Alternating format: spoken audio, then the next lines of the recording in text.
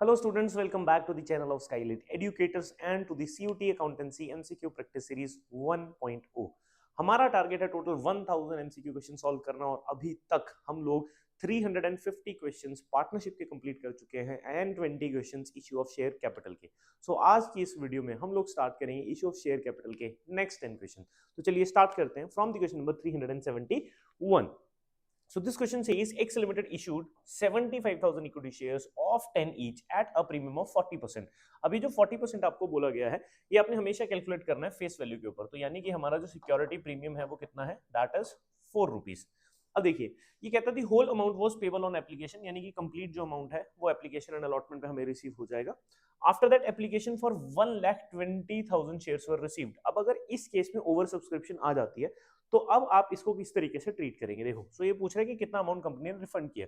सो आप चेक कीजिए कि आपके पास 1,70,000 शेयर्स की एप्लीकेशन आई है और आपके पास शेयर्स कितने हैं, 75,000।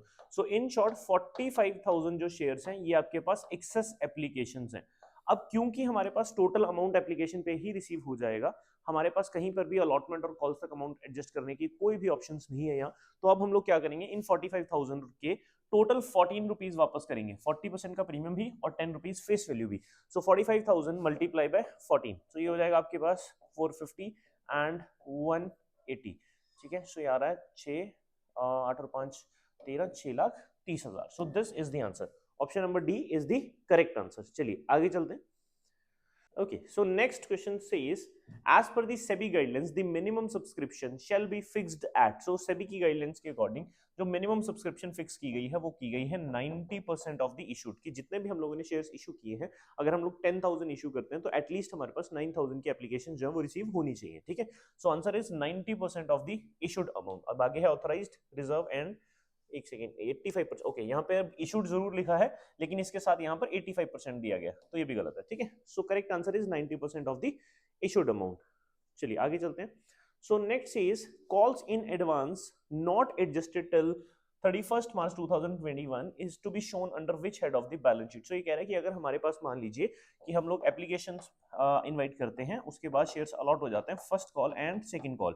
अब सेकंड कॉल के ड्यू होने से पहले पहले 31st मार्च को हमारी जो बुक्स हैं वो क्लोज हो जाती हैं और एक शेयर होल्डर है जिसने अपनी सेकंड कॉल जो है वो फर्स्ट कॉल के साथ ही हमें पे कर दी थी in the form of calls in advance. तो इन दिस केस ये जो अमाउंट अभी तक ड्यू नहीं हुआ और हमें रिसीव हो चुका है, so it will be treated as your liability. ठीक है, सो ये कौन सी लाइबिलिटी है हमारी, ये हमारी अदर करंट लाइबिलिटीज के अंडर आता है। ठीक है, करंट लाइबिलिटी में इसको शो करेंगे। चलिए, सो क्योंकि ये यहाँ पर हेड पूछ रहा है, so answer is current liability. Okay, so next question says the company offer 15,000 share of 10 each to the public. Application 3, allotment 3, first call 2 and second call 2. Applications are received for 20,000 share and director made the allotment as follows। So 3,000 shares जो हैं इनको कोई allotment नहीं की गई, so यानी कि 3,000 को nil। ठीक है, so यहाँ पर हम लोग लिखेंगे 3,000 nil। इसके बाद rest of the shares for allotted on pro data basis. So total application अगर हमारे पास 20,000 आई है और हमने 15,000 शेयर जो है वो अलॉट करने हैं, अगर 20 में से 3,000 जो है उनको हम रिजेक्ट कर देते हैं तो हमारे पास 17,000 एप्लीकेशन हैं जिनको हम लोग 15,000 शेयर अलॉट कर रहे हैं। अब ये कहता है कि allotment money to be adjusted on application will be. So हमारे पास जो एक्सेस अलॉटमेंट्स होंगी वो किन की होंगी, इनकी। सो यहाँ पर 2,000 शेयर्स के हमारे पास multiply by the application money, ये हमारे पास एक्सेस एप्लीकेशन मनी है जो हमें एडजस्ट करना है टुवर्ड्स एप्लीकेशन, जो कि अलॉटमेंट का अमाउंट हमारे पास एडवांस में आ गया। So multiply by 3, so 2,000 multiply by 3 rupees, answer is 6,000। So option number A is the correct answer. चलिए आगे चलते हैं। Okay, so this question says ABC issued 9,000 share of 10 each payable as on application 3, allotment 4, first call 2 and balance on final call। So 4,372 और ये आ जाएगा हमारे पास 1 रुपी। ठीक है, अब आगे देखते हैं। Application for receive for 12,000 share, so 3,000 की एक्सेस एप्लीकेशन है। अब ये कहता है कि the allotment was made on pro rata basis, excess application money to be adjusted on allotment only. कि जो भी हमारे पास एक्सेस एप्लीकेशन मनी आ रहा है वो सिर्फ एडजस्टमेंट की जाएगी अलॉटमेंट तक। After that, Tarun, one shareholder to whom 900 shares were allotted, did not pay the allotment and call money। So 900 share इसको क्या हुए हैं, अलॉट हुए हैं। सो अब देखिए यहाँ पर कॉन्सेप्ट क्या है, देखियो जरा ध्यान से, पहले हम लोग टेबल बनाते हैं। देखिए, सो हमें टोटल 12,000 एप्लीकेशंस रिसीव हुई एंड हमने 9000 शेयर्स अलॉट करने हैं। अब एक शेयर होल्डर है जिसको 900 शेयर्स अलॉट होते हैं और वो क्या नहीं पे करता, वो अलॉटमेंट नहीं पे करता है। सो हमें इसके कौन से शेयर चाहिए, अप्लाइड चाहिए। सो क्योंकि ये क्वेश्चन काफी इजी हमें सामने दिख रहा है कि हर 12 एप्लीकेशंस के ऊपर 9 शेयर्स अलॉट किए गए हैं, एक रेशो बन जाती है, ठीक है। आप इसको और शॉर्ट भी कर सकते हो, क्योंकि मेरा क्वेश्चन यहाँ पे 900 पे है तो मैं सीधा इसको बोलूंगा कि यहाँ पर 1200 शेयर जो है इस शेयर होल्डर ने अप्लाई किए थे, जिसकी वजह से उसको 900 शेयर जो है वो अलॉट कर दिए गए, ठीक है, बिल्कुल सिंपल है। अब ये कहता है कि उसका कॉल्स इन एरियर जो है वो कितना होना चाहिए, ठीक है। सो अब चेक कीजिए जरा, क्योंकि यहाँ पर इसका शेयर जो है वो फॉरफिट भी कर लिया गया after the final call and the share allotment account to be created with what entry. चलो सो एक बार हम इसकी calls in arrear and all सारी कैलकुलेशन कर लेते हैं। देखिए, सो ऑन एप्लीकेशन इसने 1200 शेयर्स अप्लाई किए एंड 3 रुपीज जो है वो ट्रांसफर कर दिए, तो यानी कि इसने टोटल 3600 पे किया। आफ्टर दैट इसको शेयर्स अलॉट होते हैं 900, तो इसकी एप्लीकेशन जो बनती थी वो कितनी बनती थी, 2700 की। सो इन शॉर्ट इस शेयर होल्डर ने टोटल 900 जो है वो एक्सेस यानी कि एक्स्ट्रा अमाउंट हमें दिया हुआ था। सो जब अलॉटमेंट ड्यू हुई तो 900 शेयर्स के ऊपर 4 रुपए की अलॉटमेंट ड्यू हुई, जो कि हुई 3600। सो 3600 में से इसके 900 हमारे पास ऑलरेडी थे, जो कि हम लोगों ने एडजस्ट कर दिए, तो हमारे पास 2700 इसके और आने चाहिए, जो कि बन जाता है कॉल्स इन एरियर, ठीक है। आफ्टर दैट इसने हमें दोनों कॉल्स भी नहीं दी हैं, ठीक है, 2 रुपीज की फर्स्ट कॉल एंड 1 रुपी की फाइनल कॉल, यानी 3 रुपए इसने ऑन कॉल्स भी नहीं दिए। सो ऑन कॉल भी यहीं लिख लेते हैं। सो 900 के हिसाब से इसने 3 रुपीज और नहीं दिए, जो कि है 2700। सो 2700 का एक calls in arrear total calls का, और 2700 जो है इसका अलॉटमेंट का कॉल्स इन एरियर। चलो अब आते हैं वापस क्वेश्चन पे दोबारा से। अब ये कहता है share allotment account is credited within the entry of share forfeiture. So ये पूछ रहा है कि शेयर फॉर फीचर की जब आप एंट्री पास करते हो, यानी कि share capital account to share forfeiture to calls in arrear की जगह यहाँ पर to allotment and to first call and to second call, ये वाली जो एंट्री है यहाँ पर अलॉटमेंट का अमाउंट जो है वो कितना क्रेडिट किया गया, ये हमसे पूछा जा रहा है। सो यहाँ पर देखिए हमने अमाउंट कितना है जो उसने पे नहीं किया कैलकुलेट किया है 2700। So correct answer is 2700 for this question, ठीक है। सो आपको आई होप कि कैलकुलेशन जो है वो समझ आई हो। 2700 की एंट्री ये मैंने कंप्लीट नहीं की है। सो यहाँ पर मैं आपको बताता हूँ, ये जो 3600 है ये यहाँ आएगा फॉर फीचर के अंदर, और जो फर्स्ट एंड फाइनल कॉल के अमाउंट है 2700, ये 1800 एंड 900 आ जाएगा, ठीक है, राइट। चलिए, और उसके बाद शेयर थे 9000, मतलब 900 शेयर थे और कैपिटल उसकी बनी है मल्टीप्लाई बाय 10 करके 9000 की। चलो आगे चलते हैं, यही था बस इसमें बेसिक कैलकुलेशन हमें करके सिर्फ ये अमाउंट बताना था और कुछ नहीं। चलिए ओके, सो नेक्स्ट क्वेश्चन काफी बड़ा है हमारे पास, चलिए इसको ऐसे कर लेते हैं, देखते हैं क्या कहता है ये क्वेश्चन। देखिए, सो इट सेज कि company invited 2 lakh equity shares of 10 each payable as 5 on application है, 3 rupees on allotment, first and final call के ऊपर है 2 rupees. After that applications were received for 2 lakh 50 to refuse the allotment of, okay, so ये यहाँ पर हमारा प्रोरेटर table हम लोग पहले बना लेंगे। सो ये कह रहा है कि 10,000 जो शेयर है इनको हमने रिफ्यूज कर दिया, यानी कोई भी शेयर इनको नहीं दिया। आफ्टर दैट ये बोला है to allot full to the applicants of 40,000 share, यानी कि जिन्होंने 40,000 शेयर्स के लिए अप्लाई किया है उनको पूरे 40,000 शेयर्स दिए गए हैं। एंड आफ्टर दैट अब चेक कीजिए कि आपके पास टोटल एप्लीकेशंस कितनी आई थी, 2,50,000, और टोटल अलॉटमेंट्स हम कितनी कर सकते थे, 2 लाख शेयर्स की। अब आप चेक कीजिए कि आपके पास 2 लाख में से अब देने के लिए शेयर्स कितने बचते हैं, यहाँ पर बचते हैं हमारे पास 1,60,000 शेयर्स। अब इधर से 250 में से 50,000 की एप्लीकेशंस को आप ट्रीट कर चुके हो, तो आपके पास एप्लीकेशंस कितनी बची, एप्लीकेशंस बची हैं टोटल 2 लाख रुपीस की, 2 लाख शेयर्स की। चलिए आइए, अब ये कहता है कि excess application money is to be utilised on allotment. After that one applicant, यानी कि राम नाम का एक पर्सन है, who applied for 2000 share had been allotted share on pro rata basis, यानी कि एक पर्सन है जो इस कैटेगरी के अंदर फॉल करता है, और उसने अगर 2000 शेयर्स को अप्लाई किया है तो ऑटोमेटिकली अगर आप रेशियो को देखेंगे यहाँ पे तो 20:16 बन रही है। तो यानी कि अगर शेयर होल्डर 2000 शेयर्स अप्लाई करता है तो उसको 1600 शेयर्स ही अलॉट होने वाले हैं, ठीक है। Did not pay the amount due on allotment, so इसने अमाउंट ड्यू ऑन अलॉटमेंट जो हमें पे नहीं किया, इसके बाद की कोई इन्फॉर्मेशन नहीं है कि उसने फर्स्ट कॉल पे की या नहीं की। सो अब यहाँ पर चेक करते हैं कि जरा क्या क्या हुआ है, देखिए जरा। सो ये कह रहा है number of share allotted to Ram, so ये तो मैं ऑलरेडी आपको बता चुका हूँ कि राम को शेयर कितने अलॉट हुए, 1600, ठीक है। सो यहाँ पे 1 का तो डी हो गया, तो अब चेक करते हैं जरा 1 का डी कहाँ है। देखिए, सो इन दो में ऑप्शन है 1 का डी। अब मैं क्या करूंगा, इन 3 चीजों को और चेक करूंगा कि कोई और है जो सिमिलर मैच हो रहा है। सो चेक कीजिए, 2 पे बी है, 3 पे ए है, 2 पे ए, 3 पे बी और 4 पे सी। सो अगर देखिए 1 पे डी करेक्ट आंसर है तो 4 पे सी भी करेक्ट आंसर है, तो इट मींस कि नेट अमाउंट और नेट अलॉटमेंट मनी रिसीव्ड, तो इसका जो आंसर बनता है वो क्या बनता है, वो ये बनता है, सी बनता है। सो अब आपको amount received on allotment calculate करने की जरूरत नहीं है, इन दोनों में से जो भी आपको आसान लगता है ना आप वो कैलकुलेट कर लो। सो ये क्या कहता है, देखो amount refunded on application, application पे अमाउंट रिफंड कितना हुआ, और ये कहता है allotment money adjusted on application. तो मेरे अकॉर्डिंग जो आसान चीज है वो ये है, अमाउंट रिफंडेड ऑन एप्लीकेशन। तो देखिए अमाउंट रिफंड कितने किनका होगा, सिर्फ और सिर्फ इनका जिनको हमने रिजेक्ट किया, सिंपल है।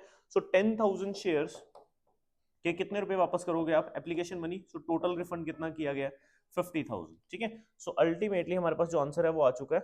तो थर्ड का जो आंसर है दैट इज बी। तो चेक कीजिए थर्ड का बी कहाँ है, थर्ड का बी ये रहा। सो 2 का ए है, 4 का सी एंड 1 का D. So correct answer is option number D. तो इस तरीके से ना देखो अब हमारे साथ पास कितना बड़ा क्वेश्चन है ये, लेकिन फिर भी हम लोग बिना पूरा का पूरा क्वेश्चन सॉल्व किए भी अपना करेक्ट आंसर जो है वो फाइंड आउट कर सकते हैं। बट क्योंकि आप लोग यहाँ पर सीखने आए हो तो मैं एक बार के लिए सारी जो कैलकुलेशन है वो आपके लिए यहाँ पर कर देता हूँ, ठीक है, जो जो यहाँ पर हमें बोला गया करने के लिए। चलिए देखिए जरा, आप आंसर मैं ऑलरेडी निकाल चुका हूँ। चलो सो अब ये कहता है एक्सेस एप्लीकेशन मनी जो है वो अलॉटमेंट तक ही एडजस्ट हम लोगों ने करना है। तो देखिए जरा, सो 2000 शेयर्स के लिए उसने अप्लाई किया था और उसने 5 रुपीज हम लोगों को एप्लीकेशन पे भेजे। सो ये हो जाते हैं आपके पास 10,000। इसके बाद हमने उसको शेयर्स अलॉट किए ओनली 1600 सॉरी। तो ये आ गया आपके पास 8,000, माइनस करोगे आप, ये आ जाता है आपके पास 2,000। सो आपके पास 2,000 रुपीज का क्या है, एक्सेस अमाउंट पड़ा हुआ है।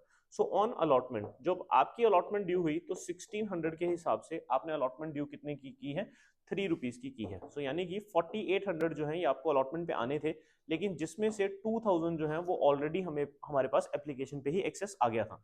तो यानी कि हमारा जो calls in arrear on allotment है वो कितना है, 4800 माइनस दिस, तो ये आ गया है 2800, राइट। सो अब देखिए कि आपके पास टोटल जो अलॉटमेंट आनी थी वो कितनी आनी थी, आपके पास 2 लाख शेयर है, मल्टीप्लाई बाय आप 3 करते हो, ठीक है। सो 2 लाख शेयर मल्टीप्लाई बाय 3, यानी कि अलॉटमेंट पे हमें 6 लाख रुपीस आने चाहिए, लेकिन हमारे पास ऑलरेडी 40,000 का एक्सेस आया हुआ था। सो हमारे पास एक्सेस ऑन अलॉटमेंट कितना था, 40,000 शेयर मल्टीप्लाई बाय 5, यानी कि 2 लाख रुपीस जो है मैं ऑलरेडी रिसीव्ड थे एप्लीकेशन के ऊपर।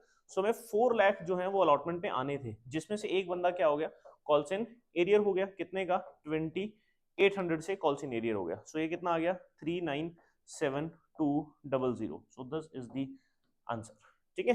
सो इस तरीके से पूरी कैलकुलेशन होनी थी। सो इन केस अगर आपको ये नहीं भी आई, बाय एनी चांसेस है, वैसे तो ऐसा होना नहीं चाहिए, रीजन बीइंग कि आपके बोर्ड के एग्जाम भी बहुत पास है और सीयूटी का एग्जाम भी आपका आने ही वाला है, तो मेरे ख्याल से आपको एक कैलकुलेशन जो है वो प्रॉपर आनी चाहिए। बट अगर आप इसके और डिटेल्ड लेक्चर चाहते हो तो व्हाट्सएप पे मैसेज ड्रॉप कर दीजिएगा, मैं डेफिनेटली आपकी हेल्प करूंगा। चलो आगे चलते हैं। So next is question number 377. It says the company forfeited a share of rupees 100 issued at a premium of 20% for non-payment of first call of 30 per share and final call of 10 per share. At what minimum price it can be reissued? Okay, so ये minimum price पूछ रहा है, ये जो question है बहुत ज्यादा important है, सो ध्यान रखिएगा। देखिए तो ये जो फेस वैल्यू है शेयर की वो कितनी है, 100 है, जिसके अंदर हमें एप्लीकेशन एंड अलॉटमेंट नहीं बताई गई डायरेक्टली कि इंडिविजुअली कितनी है। प्रीमियम का अमाउंट हमें पता है कि 20 रुपीज का प्रीमियम है, ठीक है, तो ऐसे लिख लेते हैं इसको। सो 100 का शेयर है और 20 रुपीज का प्रीमियम है। सो ये कहता है कि आपकी जो फर्स्ट कॉल है वो क्या है, वो 30 रुपीज है, एंड जो सेकंड कॉल है वो कितने की है, वो 10 रुपीज। तो इट मींस कि अलॉटमेंट एंड एप्लीकेशन जो है वो 60 रुपीज प्लस 20 का प्रीमियम था। अब ये कहता है कि नॉन पेमेंट क्या है, नॉन पेमेंट सिर्फ और सिर्फ ये दो चीजें हैं। तो यानी आउट ऑफ दी 100 रुपीज उस बंदे ने क्या किया, 60 तो दिए हैं लेकिन ये 40 रुपीज हमें नहीं दिए। तो एक शेयर के ऊपर कंपनी को ऑलरेडी कितना अमाउंट रिसीव हो चुका है, 60। तो मैक्सिमम जो डिस्काउंट है, ठीक है, सो मैक्सिमम जो डिस्काउंट है दैट इज जो ऑलरेडी फॉरफिटेड अमाउंट है, ठीक है। अगर जितना अमाउंट कंपनी अब तक फॉरफिट कर चुकी है उतना ही amount at the time of reissue company जो है वो डिस्काउंट की फॉर्म में दे सकती है। तो अगर 100 रुपीज का शेयर 60 के डिस्काउंट पे री इशू किया जा सकता है तो मिनिमम प्राइस इज, जो री इशू का जो बनता है वो कितना बनता है, दैट इज 40। और ये क्या पूछ रहा है, minimum price it can be री इशूड। और ये या क्या पूछ सकता है, maximum discount can be given at the time of री इशू। तो अगर मैक्सिमम डिस्काउंट पूछे तो 60 है, मिनिमम प्राइस पूछे कि किस पे री इशू किया जा सकता है तो that is 40। So maximum discount हमेशा क्या होता है, जो ऑलरेडी फॉरफिटेड अमाउंट होता है, ये याद रखना है। चलो so X Limited forfeited 1000 shares of 10 each fully called up for non payment of final call of 2 per share। so यानी कि हमने टोटल 1000 शेयर्स को फॉरफिट किया है, जिनके ऊपर 2 रुपीज की नॉन पेमेंट है, यानी 8 रुपीज हमें रिसीव हो चुके हैं। After that all the shares were reissued in such a way the amount transferable to the capital reserve will be 6000, कि हमने इन शेयर्स को री इशू किया एक सर्टेन अमाउंट के ऊपर, और उस अमाउंट पे ट्रांसफर करने के बाद अल्टीमेटली जो हमारा कैपिटल रिजर्व बना वो बना 6000 का। सो री issue price of the shares will be. अब देखो आप इस शेयर को, इस क्वेश्चन को सॉल्व करने के लिए दो तरीके फॉलो कर सकते हो, क्योंकि ये रिवर्स ऑर्डर में चलने वाला है, थोड़ा सा ज्यादा नहीं, तो आप इसके लिए या तो जर्नल एंट्रीज के थ्रू फॉलो कीजिए या आप डायरेक्ट कैलकुलेशंस के ऊपर कीजिए, ठीक है। सो मैं दोनों तरीके से आपको ये करके दिखाता हूँ। अगर आप इसको जर्नल एंट्रीज के थ्रू करना चाहते हो तो ध्यान से देखिए। सो आपकी एंट्री क्या बनती है, शॉर्ट में करेंगे, share capital account debit to share forfeiture जो ऑलरेडी पेड है and to calls in arrear. So मैं calls in arrear account open करके चल रहा हूँ, ठीक है। सो 1000 शेयर्स के ऊपर टोटल जो अमाउंट ड्यू बनता है वो बनता है 10,000, और उसने 8 रुपीज दिए थे, यानी कि 8,000 हमने फॉरफिट कर लिए एंड 2,000 की नॉन पेमेंट थी। अब जब आपने उसको री इशू किया तो ये बैंक वाला अमाउंट जो है ये अभी हमारे पास नहीं है। उसके बाद यहाँ डेबिट होता है शेयर फॉरफीचर, कि आप डिस्काउंट के ऊपर जब शेयर को री इशू करते हो, और यहाँ आता है शेयर कैपिटल। अब क्योंकि ये फुली कॉल्ड अप था तो यानी कि 10,000 का ये अमाउंट था, यहाँ पर एक एक्स फिगर है जिसके बाद ये दो अमाउंट हमें कैलकुलेट करने हैं, ठीक है। सो हमें कुछ नहीं पता अभी तक। एंड में ये कहता है कि जो कैपिटल रिजर्व ट्रांसफर किया गया उसकी एंट्री बनी share forfeiture to capital reserve की। तो कैपिटल रिजर्व के यहाँ अमाउंट यहाँ पर कितना लिखा है, 6000 लिखा है। अब देखो क्योंकि ये पार्शियल रीइश्यू का केस नहीं है तो हमें ये चीज पता है कि जितना अमाउंट हमने फॉरफिट पे रिसीव किया हुआ है, मतलब फॉरफिट किया हुआ है जितना अमाउंट, उसमें से जितना डिस्काउंट यूटिलाइज हो जाता है, बचा हुआ जो अमाउंट है वो कैपिटल रिजर्व में ट्रांसफर कर दिया जाता है। तो in short this amount minus this amount is equal to this amount. तो मैं कह सकता हूं कि ये प्लस ये इज इक्वल टू ये भी होना चाहिए था। तो अगर यहां पर 6 है तो ऑटोमेटिकली यहां कितना हुआ, यहां हुआ आपका 2000। कितना हुआ, यहां हुआ 2000 रुपीज, ठीक है। सो अगर यहां 2000 है तो ऑटोमेटिकली यहां पे कितना आ गया, यानी कि इसको 8000 के ऊपर रीइश्यू किया गया। अब आप चेक कीजिए कि आपके जो नंबर ऑफ शेयर्स थे वो कितने थे हमारे पास, नंबर ऑफ शेयर्स कितने थे 1000, और यहाँ पर बैंक में अमाउंट कितना 8, तो यानी कि 8 पर शेयर के ऊपर इसको री इशू किया गया है। अब इसको करने का एक और तरीका था हमारे पास, देखो दूसरा तरीका क्या था, पर शेयर पे चलते हैं। सो एक जो शेयर है उसकी जो फेस वैल्यू है दैट इज 10 रुपीज। जब हमने उसको इशू किया था तो इशू पे जो अमाउंट रिसीव हुआ वो हमें कितना रिसीव हुआ था, only 8 rupees were received eight the time of issue. अब हमने उसको री इशू किया, कितने अमाउंट पे किया हमें नहीं मालूम। अब मेरे पास इशू के पास जो फॉरफिटेड अमाउंट पड़ा है वो कितना पड़ा है, 8 पड़ा है। सो 8 पर शेयर, क्योंकि 6000 मेरे पास फॉरफिटेड अमाउंट है, सो 1000 शेयर के अंदर पर शेयर मेरा जो अमाउंट ट्रांसफर हुआ है कैपिटल रिजर्व में वो कितना हुआ है, 6 रुपीज। अब आप देखो कि अगर मेरे पास 8 रुपीज फॉरफिटेड पड़े हैं तो 8 रुपीज में से अगर मैं 1 रुपए का डिस्काउंट देता हूं शेयर को री इशू करते वक्त तो 7 रुपए कैपिटल रिजर्व में चले जाते हैं, ठीक है। अगर मैं 2 रुपए का डिस्काउंट देता हूं तो 6 रुपए कैपिटल रिजर्व में चले जाते हैं। मैं 3 का डिस्काउंट देता हूं तो कैपिटल रिजर्व में 5 रुपए चले जाते हैं पर शेयर, ठीक है। सिंपल तरीका है। सो आप देखिए कि आपने अगर 6 रुपए ट्रांसफर कर दिए कैपिटल रिजर्व के अंदर तो इट मींस कि आपने 2 रुपए का डिस्काउंट दिया। अब फेस वैल्यू क्या थी शेयर की, फेस वैल्यू थी 10, और अगर 2 का डिस्काउंट देते हो तो इट मींस 8 पे री इशू हुआ था, तो ये आ गया आंसर। तो आपको एंट्रीज भी करने की जरूरत नहीं है, आप डायरेक्टली इस तरीके से रफ कैलकुलेशंस के थ्रू भी कर सकते हो, ठीक है।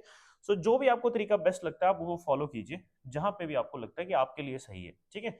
चलो आगे चलेंगे अब हम लोग नेक्स्ट क्वेश्चन की तरफ। हमारा 379 क्वेश्चन देखिए, एंट्री है सो x limited forfeited 500 share of 10 each, rupees 7 called up, on which he had paid application and allotment money of rupees 5 per share। so यहाँ पे हुआ क्या है कि हमारे पास एप्लीकेशन एंड अलॉटमेंट ये है 5 रुपीज की।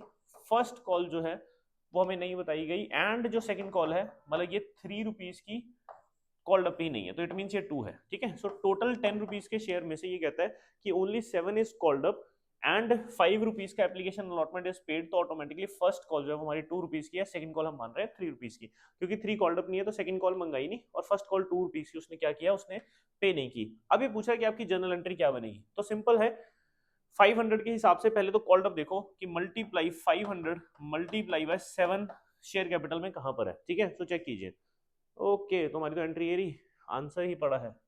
कितना आसान था ये, क्यों हुआ ये डायरेक्ट आंसर क्यों आया, क्योंकि कहीं पे भी शेयर कैपिटल जो है वो 3500 से डेबिट नहीं है एक्सेप्ट दिस एंट्री।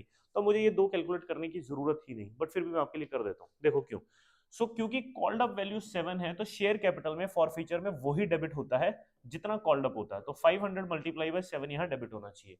फॉरफीचर में वो अमाउंट होता है जो ऑलरेडी पेड होता है। अब ये कह रहा है कि 5 रुपीज हैड बीन पेड, तो यानी कि उस बंदे ने 500 के हिसाब से 5 रुपीज ऑलरेडी पे कर रखे थे, यानी 2500। उसने पे क्या नहीं किया, ये 2 रुपए, तो 500 multiply by 2 is your calls in arrear, यानी कि यहाँ पे कॉल्सिन एरियर। चलो, हो सकता है कई बार फर्स्ट कॉल लिखा हो तो वो भी करेक्ट था, तो हमारी जो करेक्ट एंट्री है that is point number B. Okay, so अब करते हैं हमारा लास्ट क्वेश्चन इस वीडियो का। Vinod limited offer 10,000 share at 10 each and applications were received for 15,000. Director decided to allot share on to all the applicants. This allotment is called, okay, so हमने किसी को refuse नहीं किया और हमने सबको ही 15,000 शेयर वालों को टोटल 10,000 शेयर अलॉट कर दिए, और इसको हम लोग बोलते हैं प्रो रेटा अलॉटमेंट। क्या बोलते हैं? प्रो रेटा अलॉटमेंट। सो हमारा जो आंसर है that is point number D. So I hope कि 10 क्वेश्चन आप लोगों को समझ आए हों। स्टिल इन एनी केस आपको कहीं पर भी डाउट आता है, स्क्रीन के ऊपर मेरा नंबर है, आप डायरेक्टली मुझे व्हाट्सएप पे मैसेज ड्रॉप कर सकते हो। मैं आपका डाउट जरूर अटेंड करूंगा, मैं आपको वॉइस नोट के थ्रू डेफिनेटली हेल्प करूंगा। अब हम लोग मिलेंगे नेक्स्ट वीडियो में नेक्स्ट 10 क्वेश्चंस के साथ।